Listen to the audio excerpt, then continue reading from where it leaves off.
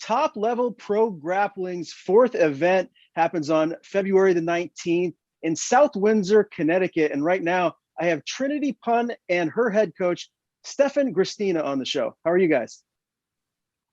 Doing great. How about yourself? I'm doing very I'm well. good. And No, don't even answer Uh, she gets really nervous in interviews.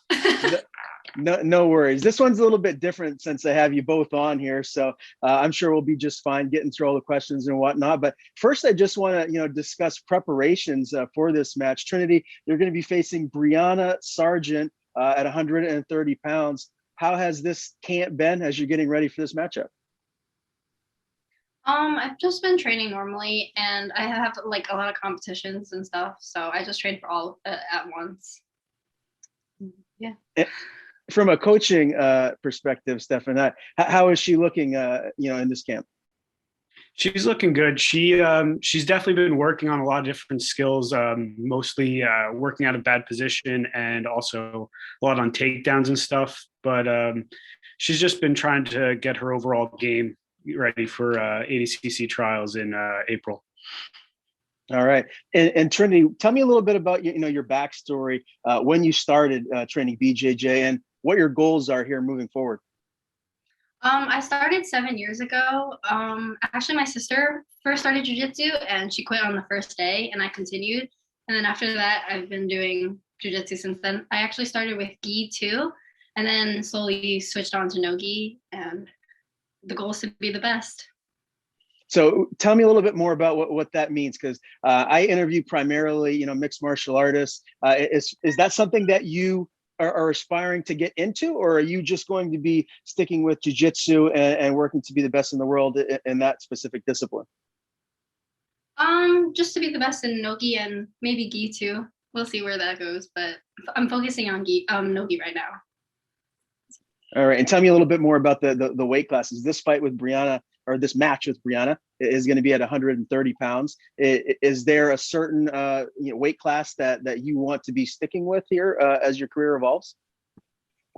It depends. I could go up and down between I could go up or down, but usually not lower than 125 right now because I'm just gaining weight. So yeah.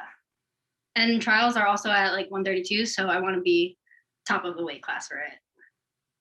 All right, and Coach, I was looking at your Instagram and getting ready for this interview here. Orange County Fight Club, Renzo Gracie in Middleton, New York. Tell me a little bit more about the dynamics of what your day-to-day operations is like. Well, at Orange County Fight Club, I'm one of the owners and head instructors. We just opened up last year back in April, and we're doing pretty well. We're up to 80 members now, so we're growing slowly but surely. A couple of my friends are telling me that's really good numbers, so I'm excited about that. But Middletown's where I started training, Renzo Gracie in Middletown. And, it's always been my home gym. I teach there on Thursdays, and I have a good crew of guys there that I like teaching and, rolling with. Absolutely. And Renzo Gracie, that's a name that is very well known in the combat sports world. Can you tell me a little bit more about, some of the names that might be more well known at your gym that are on the mats on a daily basis rolling around with you guys? On a daily basis, there's not too many, but we do have Joao Zeffirino. He's a PFL fighter. He's one of the instructors, comes in once in a while. We had Frank Rosenthal coming through for a while teaching there. We definitely have some really awesome guys there. Luis Azeredo is actually the MMA and Muay Thai coach there. He's a Bellator and a Pride veteran, so he's really got a lot of experience to bring there. So we definitely have some guys that are more well-known in the MMA field and jiu-jitsu field. But, for the most part, we have access to all the other Renzo schools that definitely provide a wealth of knowledge across the board and all that way, in all those ways. So this is a question for the both of you. So jiu-jitsu is hands down I'm the worst at jiu-jitsu at any combat sport discipline, period. I'm a decent boxer. I feel more comfortable on the feet, but jiu-jitsu, I'm no good. So what can you say to someone that's starting out, that gets frustrated, that wants to stick with it and get better? Like what are some of the things that you need to do, and mentally, how you need to think in order to stick with something that can be as difficult as jiu-jitsu and evolve and get better to the level where the both of you guys are at? Well, I definitely think one of the biggest things, and it's been within my own style from when I first started training, but it's been reinforced by watching some John Danaher videos where he says you want to get good at escaping first. I remember when I was a blue belt, some of the guys in the gym used to call me spaghetti arms because I'd always try to slip out of arm bars at the last minute doing a hitchhiker escape. And, I've always been really set on trying to put myself into those bad situations and work out of them. So if you're starting out, try to make yourself as unsubmittable as possible, so that way you aren't afraid of being in bad position, and you'll be able to push yourself to make those mistakes that are needed to get better. I would just say repetition and sticking to the basics to start with, and then slowly progressing from there, and just like what you do. And if you like it, then you'll just get better at it within time. All right, I like that, and I'm trying to stick with it, and hopefully I'll get better in time. I'll let you guys know down the line how that's working out for me. Now, as far as different promotions and holding these BJJ tournaments, have you guys ever competed for top level pro grappling before, or will this be your first time? This will be the first time for both of us. Yeah. Okay. So what makes a good promotion, like to put on a good grappling tournament like this, like past experience from events that you guys have been at, like what do the people that are putting these events on, what do they have to do to make sure it goes properly? Well, I can say from my own experience, I think one of the things that a lot of people as audience members and as competitors get frustrated with is pace.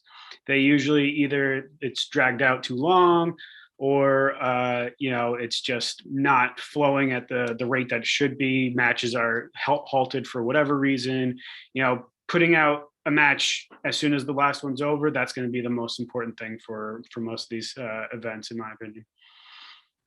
Yeah, I would say time management as well, and just keep the audience entertained, and always be prepared for like any mishaps or anything that happens in between. Yeah. Do any mishaps happen? Is that a frequent occurrence? Sometimes there's like injury stoppage, and then I guess people will get like impatient and stuff. I don't know, stuff like that. Yeah, I know at any of the combat sports events that I've ever been to, people like to keep it moving, make the night go on a little bit faster. Now, this is going to be happening again, February 19th, South Windsor, Connecticut. How far is that from where you guys are at? And tell me a little bit about, what the plan is to get there, and your preparations day of before the event starts.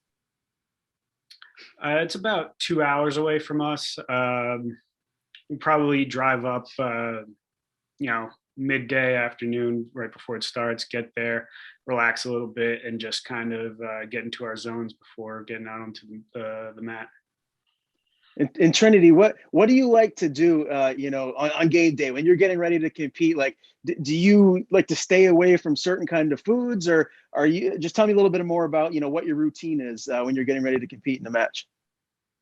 I don't really do anything differently. I kind of just think of it as a normal match, so it doesn't really like change my like setup or getting ready for it. But I'm usually less hungry when it's time to compete, but I don't know, it's just normal for me.